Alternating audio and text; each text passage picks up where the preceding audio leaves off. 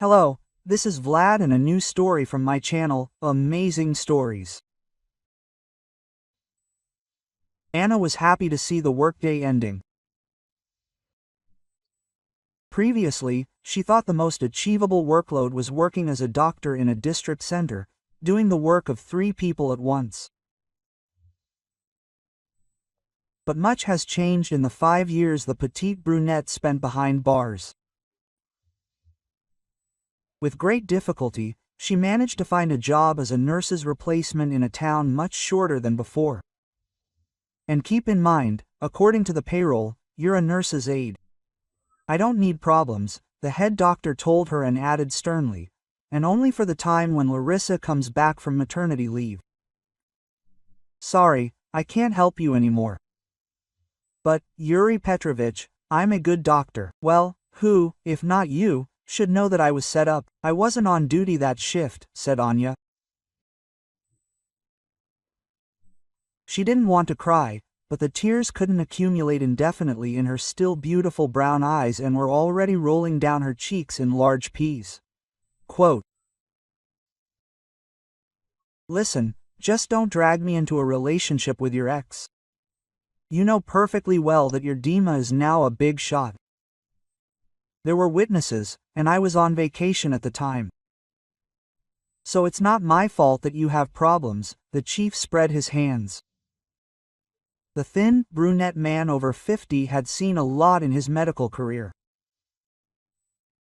And, of course, he would never have hired Anya after that scandal if it weren't for the constant force majeure.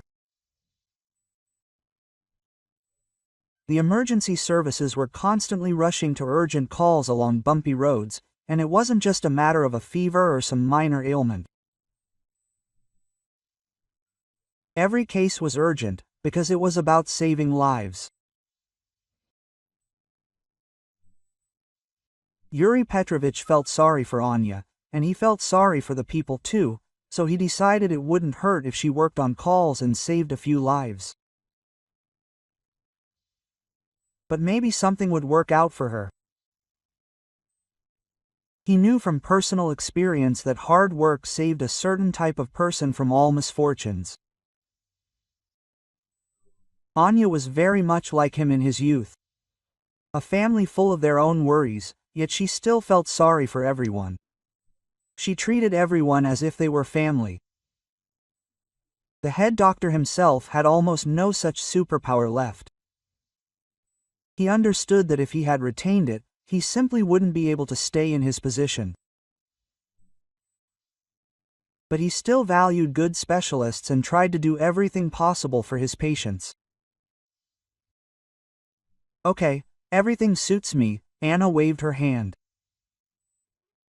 She'd hoped the head doctor would still conduct an investigation into that old incident. He was like a father to her. But now it was clear the chief wouldn't go against her ex-husband. Who would have thought that her once beloved Dima would turn out to be a fraud? That's what Anya had been pondering in captivity and still couldn't find an answer to this question. Everything was fine with them. When they got married, Dmitri was already a famous surgeon. And she, a medical student, was flattered that this broad-shouldered, handsome blonde man with icy eyes, practically a genius and very promising, had noticed her. Anna's heart sank with delight when Dmitri drove up in a luxury car. Why do you need this old man? He's 20 years older than you. He has a teenage son. And another big question. Where did the previous wife go? They say she was imprisoned, and when she got out, she disappeared without a trace. They whispered kindly, as later it turned out people. But back then, she considered them evil tongues and didn't see any hint of a blue beard in Dima. She admired his professionalism. He also courted her so beautifully. Anya even envied herself and couldn't understand what such a man saw in her. She was like everyone else. Small, thin, athletically built, no stunning curves or outstanding beauty. Nature hadn't even blessed her with thick hair. That's why Anya always preferred a short haircut. She didn't care that Dima was older and that there were suspicious moments in his biography, nor that he had a 13-year-old son. And even when Dmitri easily transferred to a private clinic and thus dispelled his image of a selfless surgeon, Anya also justified him. So what? He has a son to raise, right? And what if there are more children? No one brings anything ready-made on a silver platter, so he has the right. Then Dmitri had already proposed to her, so when Anya talked about when she was talking about children, she couldn't help but imagine twin boys, as handsome as their dad and as reserved and intelligent as their mom. Yes. She understood that Dima, despite all his outstanding professional qualities, wasn't lacking in insight or intelligence. Rather, he was a brilliant apprentice and could do his job perfectly under the guidance of someone with professional flair.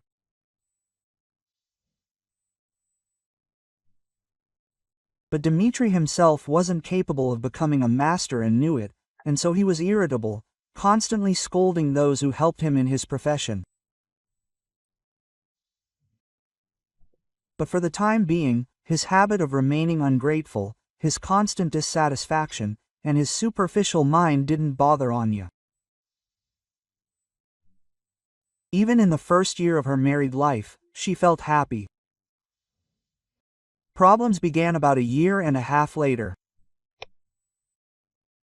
That's when her husband plunged her fully into living together, the way he imagined it. Well, that's enough. The honeymoon period is over. You're spoiling me, Vidya. And I've let you go too, my husband suddenly said. But how's that?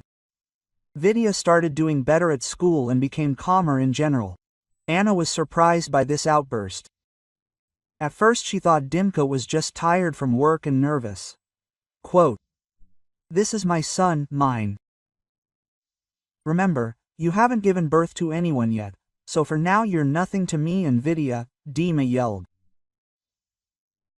And then she noticed that her husband had a drink. This was strange, because if he did drink hard liquor, it was in very moderate quantities.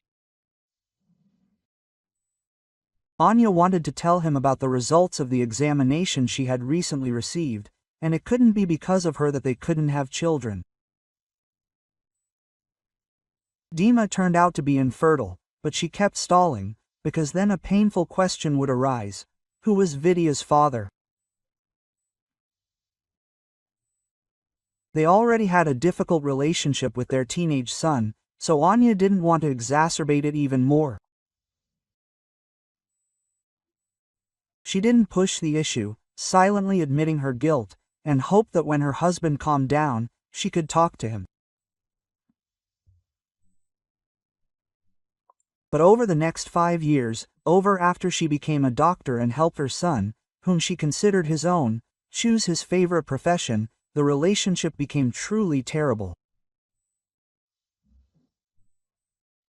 I couldn't help but recall the hints of my friends at the institute that Dima was a Bluebeard. My husband denied his infertility even after a direct conversation, accusing her of falsifying the test results. And when Anya suggested getting checked at any clinic of his choice, he just smirked. The problem is always the wife, understand? Dmitri changed, became rude, angry. Not a month went by without him throwing a huge scandal over any reason. He stopped giving money not only to Anna, but also to Vida. And when she mentioned this, he became even angrier. "Oh, Hanka, pull your weight. Nobody needs you, you infertile empty shell. You should be glad that he hasn't thrown you out like a dog yet, and he's still asserting his rights." Their marital relationship had fizzled out by then. Dmitri constantly said that he liked you completely other women, tall, curvy, with thin waists and long legs. He just supposedly tolerated her Anya. You know what? This can't go on. You disappear somewhere for weeks. At night they send you messages that I never see. And it's like there's nothing between us anymore. You're always unhappy, so I've had enough. I raised Vidya until he was 18, and there's no reason to tolerate you anymore. I'm getting a divorce, Anna said. Dmitri just narrowed his eyes slyly, and then, with an unkind smirk, bared his teeth and flashed his eyes.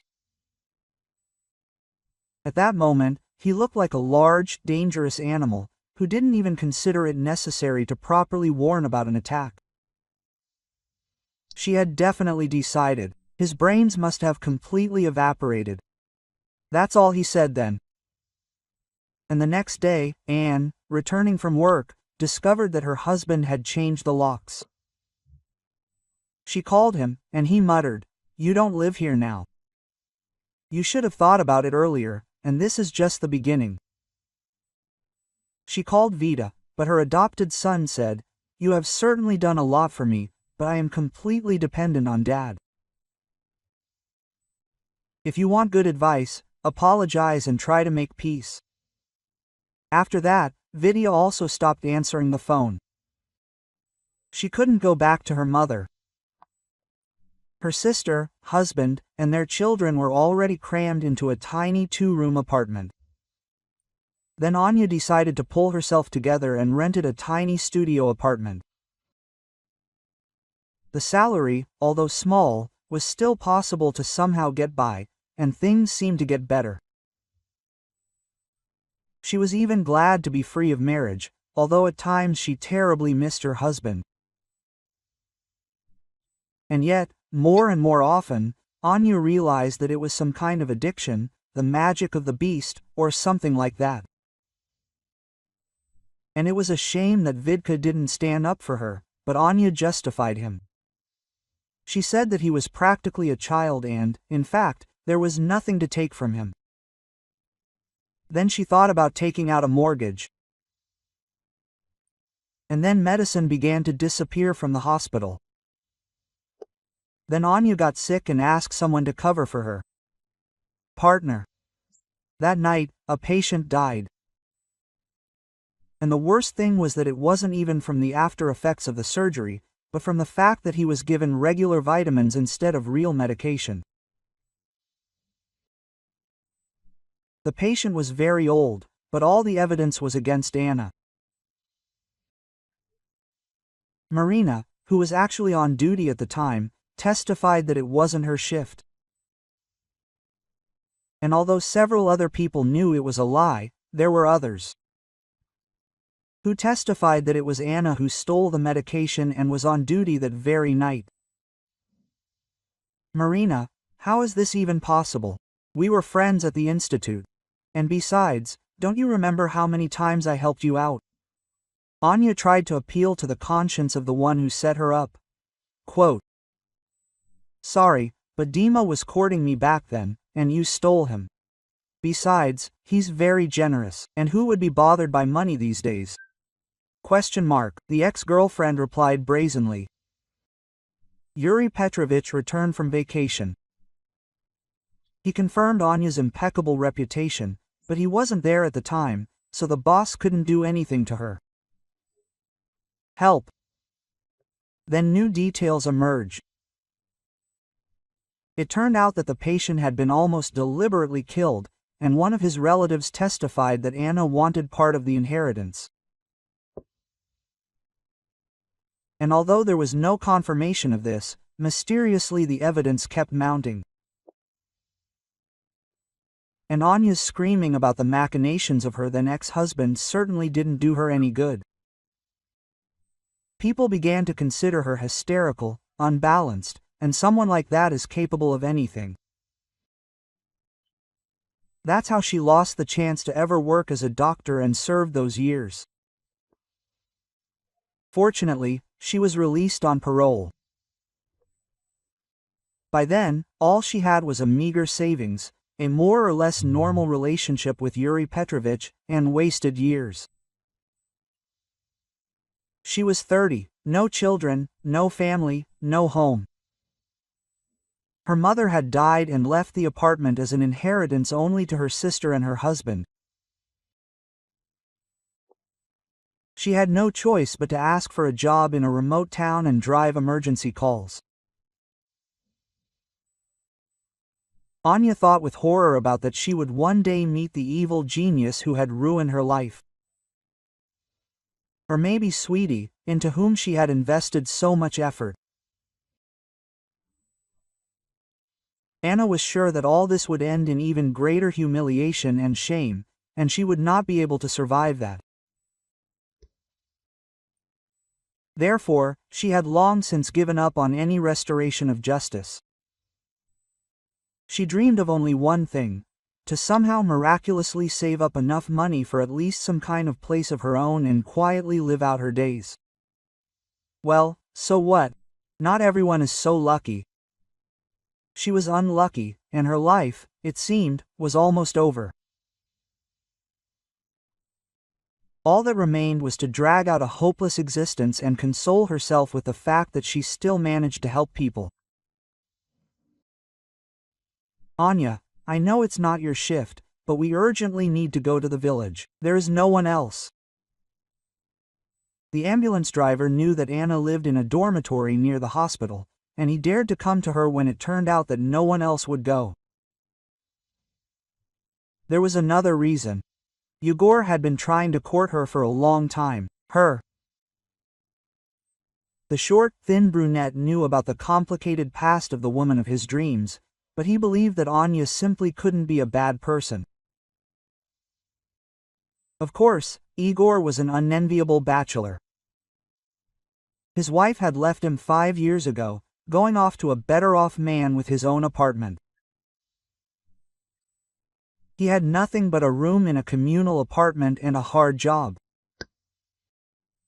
But Anya couldn't boast of a happy life either. So he thought more and more often that if their two lonelinesses united, then it would turn out, if misfortune, then something quite acceptable. For the first time in his life, Igor felt the desire, despite everything, to make a woman happy, and was sure that this was his first and, most likely, last love. Igor, what happened? I'm falling off my feet. Would you like some tea? Anya didn't dare scold the driver of the layaway. He was always kind to her and to others. She never saw him in a bad mood. As if the man existed in some more a happy reality. And there, it didn't matter at all. Neither physical fatigue, nor a small salary, nothing. Anya, listen, we, of course, have the right to refuse. Saying it's not our problem, but there's a village of 3 old ladies, and one of their houses burned down. We need to save her, if it's not too late. She decided to take something out of the house and got enough air. Well, who else will help her? Yegor sighed. He himself once had a mother who didn't want to leave her old house under any circumstances. And that's why Yegor didn't have time to remarry, although he was already almost 40. He had to visit her too often. Okay, I'll get dressed now. Anya quickly made coffee and poured it into a thermos. She took some sandwiches with her and set off to meet someone else's misfortune, to once again forget about her own. So, are you going to live? It's not that bad. Anna examined the elderly woman and was even surprised at how well she had survived the fire. The shack had burned almost to the ground. That's good, dear. Just don't tell my son this. Tell him I'm in such a bad way that I won't last long, Ekaterina Dmitrievna asked. And where is he? Anna didn't understand. There was no trace of a son. She decided that her grandmother was delirious. They've already called him, don't doubt it. You see, Oleg isn't my blood, he's just like his father.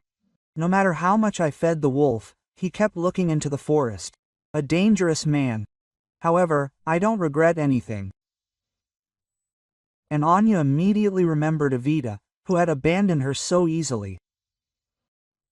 She nodded her head affirmatively, as if to say, "I'll do as asked." Just half an hour later, Ekaterina Dmitrievna's son actually showed up. Oleg turned out to be a heavy-set, bald man of about 40, not yet old, but with sagging cheeks and a dull gaze. What survived? Anna sensed discontent and disappointment in this question. "Your mother doesn't have much time left. I think we'll have to think about the funeral in a month," she said. "Oh, I really don't want to bother with her. Listen, let's do it. You know what? You take care of the funeral, and I'll transfer this house plot to you. Right today. Why do I need this hut in the middle of nowhere?" Oleg's eyes lit up at the prospect of dumping his mother and her eternal problems on the shoulders of this doctor. Well, a place to live certainly wouldn't hurt, even if it's like this. Anya remembered the promise she'd given to Ekaterina Dmitrievna. Excellent. In the next few days, the property was finally registered in Anya's name, and she became Ekaterina Dmitrievna's guardian. Anya returned a week later to visit the woman and take her in. Well, she can't live with the neighbor forever. Ekaterina doesn't have the money to rebuild the house. Dmitrievna was clearly not there. "What are you saying, my dear? I'm not going anywhere from here." "Let's go to my rooms," said Granny, leading her towards the completely charred shack. "Oh, looks like I'll have to give her a sedative or take her away." Anna thought, "Have you completely lost your mind?" Quote. But she nevertheless moved towards the ruins that remained of the house. Quote, "Why are you standing there? You're Anya's fiancé, aren't you, right? Come with us, you're not a stranger." Yegor had indeed brought Anna, and upon hearing the elderly woman's words, he blushed deeply. Quote, "What are you saying? We just work together," Yegor muttered. "But what about your fate? It's already written on both of your foreheads. You'll live together." Ekaterina Dmitrievna smiled joyfully. Anya suddenly smiled at Yegor, and joy flared in the man's heart from the fact that this thought was at least pleasant to her, which meant that anything really was possible. They descended into the burned-out house, and Ekaterina Dmitrievna beckoned them to the basement hatch. Quote, "Lift the lid," said the elderly woman. "Did you forget the cabbage there or something?" The driver joked. "But you could say that too." Yegor descended into the cellar and gasped. Before him lay a beautiful basement with antique furniture and paintings. A huge oak bookcase filled with books caught his eye. Quote, "Well, you've helped me, now it's my turn," the owner said happily. A year later, rumors finally reached Oleg that land in his home village was selling for exorbitant prices. And all because they'd found treasure and a hidden old believer dwelling there. He read about it in the newspaper and couldn't believe his eyes. The doctor hadn't called about his mother's death yet, so he could still turn everything back.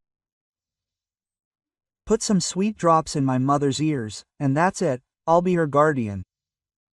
With these thoughts, the man arrived in his native village.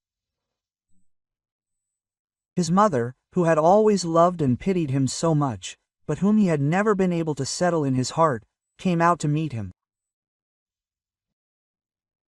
Oleg had always felt his adoptive mother's care as an obsession. It only irritated him. But then he was stunned. A huge museum had been built on the site of the old burnt-out hut. So this is where they found the treasure. Oleg put on a sweet face and stepped toward his mother, who looked wonderful and didn't look at all like a dead woman. "Oh, I see there was no happiness. Misfortune helped. Did you find the treasure? And why didn't you call? Well, then you didn't abandon me. Now she's my own." Quote. "I also had a grandson born a month ago," the elderly woman said, pursing her lips. "What grandson?" Oleg didn't understand. And then he saw that same doctor with a baby in her arms. He also recognized the driver, who was proudly chopping wood in the yard of the neighboring house. Only now Oleg noticed that the village was unrecognizable. The houses had been renovated, and finally a road had been built. Quote, "Mom, what's wrong with you? These are strangers. And you just got lucky, and now they're after your property," Oleg said decisively. His company had gone bankrupt 6 months ago. Oleg had given up all the cash, but he couldn't recover anything, and was already on the verge of personal bankruptcy. And now the way out was so close, he just had to pretend to love his adoptive mother. And yet, she had always believed his lies. He tried this and that with Yuli T, but the elderly woman repeated once again that he was no longer her biological father. Quote, "And don't even get your hopes up, I'll sue you for everything," Oleg yelled. Finally. "Actually, if you want to know, I never officially adopted you. Your father was against it," Ekaterina Dmitrievna said quietly. She'd known about her infertility her entire life and kept the secret of her family and the treasure. She'd already lost hope that Oleg would ever become a normal person. And then the house burned down. She saw Anya and Igor and decided these people could be her family. As Ekaterina Dmitrievna predicted, it didn't end with one child. When the couple had a daughter 2 years later, evidence against Anya's ex was found. She was acquitted. Anna was able to work as a doctor again. Quote, "Well, if you stand by the river long enough, an enemy's body is sure to float by." "Well, not literally. I don't wish that on Dima," Anya said. Fate itself took care of everything. Dimitri's first wife, whom he also imprisoned and whose life he ruined, received a large inheritance and decided to dig up all sorts of interesting things about her ex. And he'd been counting on her drinking herself to death, disappearing, and becoming homeless.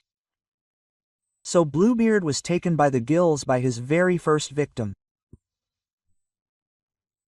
And only later did it emerge that this Larissa had given birth to Vidya before she met Dima, and he had first adopted him, then declared his wife incompetent.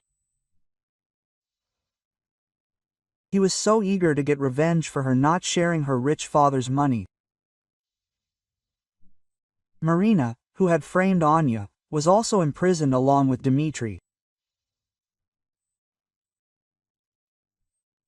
It turned out his ex-girlfriend had married him and was helping him carry out his evil deeds, dispatching wealthy patients for a share of their inheritance.